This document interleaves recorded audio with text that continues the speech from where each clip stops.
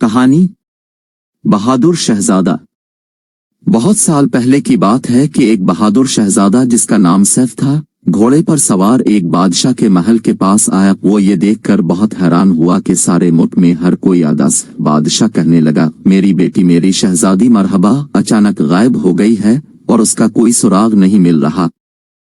शहजादा सैफ ने वादा करते हुए कहा, मैं शहजादी को तलाश करके लाऊंगा। फिर वो घोड़े पर सवार हुआ। उसने शहजादी मरहबा को पहाड़ों पर, झीलों में तलाश किया। हर शहर में लोगों से इसके मुतालिक पूछा, लेकिन किसी ने शहजादी को नहीं देखा था। आखिरकार वो एक झोंपड़ी के पास पहुंचा जिसमें एक बूढ़ी औरत रहती थी।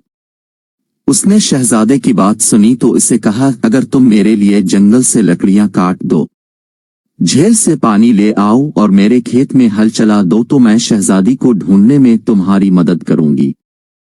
शहजादे ने इसका कहा मानते हुए सारे काम कर दिए तो अभी अंधेरा छा रहा था।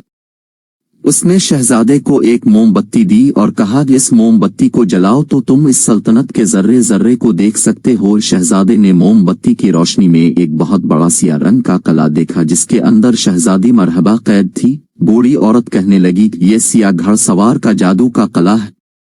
शहजादा सैफ फिर घोड़े पर सवार हुआ और इसे दौड़ाने लगा। हता कि वो सिया घड़सवार के जादू के कले के नजदीक पहुंच गया, लेकिन कले के चारों तरफ जादू के कांटों से भरी झाड़ियां सर अलिफाटे खड़ी थीं। वो जितना उन्हें तलवार से काटता वो और भी ज्यादा होती जाती। आखिर मायूस होकर उसने फिर मोमबत्ती जलाई ताकि देखे कि शहजादी मरहबा किस हाल में है। मोमबत्ती का शोला जला तो इत्तेफाक से झाड़ियों में आग लग गई और वो खाक का ढेर बन गई। सिया घड़सवार घोड़े को तेज भगाता हुआ कले से बाहर निकला और शहजादे सैफ के साथ तलवार से जंग की, जिसमें शहजादे ने इसे शिकस्त फाश दी। लिहाजा बादशाह ने बहादुर शहजादे को अपनी आधी सल्तनत इनाम में दी और शहजादी मरहबा से इसकी शादी कर दी और फिर वो हंसी खुशी रहने लगे।